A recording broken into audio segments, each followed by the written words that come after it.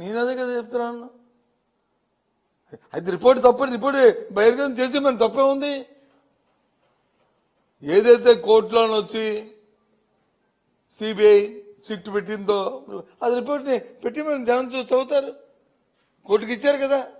మరి రిపోర్ట్లో తప్పు లేకపోతే రిపోర్ట్ని మీరు అంగీకరించకపోతే ఈవోని ఎందుకు ట్రాన్స్ఫర్ చేశారు? ఈవోని ట్రాన్స్ఫర్ చేశారు కదా అంటే అర్థం ఏంటి?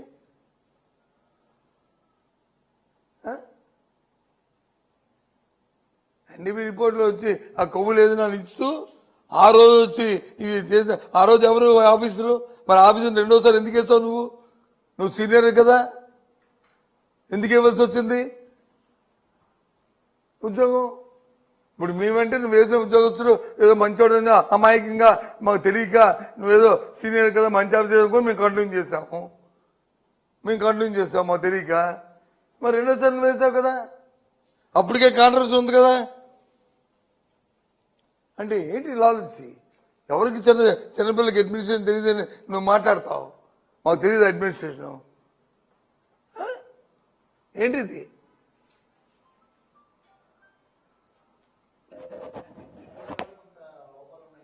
నేను లోపాలు నేను అనట్లేదు. ఎవరు అన్నారు? అధికార పార్టీ అంటారంటే అంటే అది అది అధికార అంటే వాళ్ళ అధికారులు వాళ్ళకు ఉన్నారని, వాళ్ళు వేసిన అధికారులు వాళ్ళకు ఉన్నారని వాళ్ళదే తప్పు అంటే ఎవరి మీద నమ్మకం? ఒక పని చేయమనండి, సిట్ అధికారులు లోపాలు ఉన్నాయనుకుంటే చంద్రబాబు నాయుడిని, లోకేష్ ని, పవన్ కళ్యాణ్ని, లేకపోతే భారతీయ జనతా పార్టీ ఎవరు ఉంటారో వాళ్ళని నలుగురు కలిపి సిట్ కింద తయారైపోండి, సరిపోద్ది. వాళ్ళు ఇచ్చిన రిపోర్టు, వాళ్ళు ఇచ్చిన రిపోర్ట్ని సరే ఇంక మరి ఇంకిబ్బంది ఉండదు. ఏంటి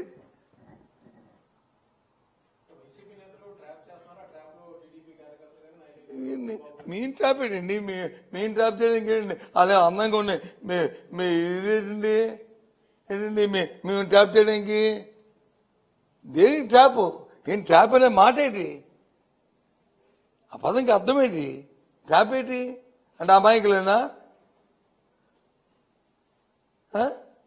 లేకపోతే అందగతిలాగా ఉండి మంచి వాళ్ళ భర్త నాట్యం ఎక్కువ చేస్తారు కాబట్టి వాళ్ళని ఏంటి ట్రాప్? What is that?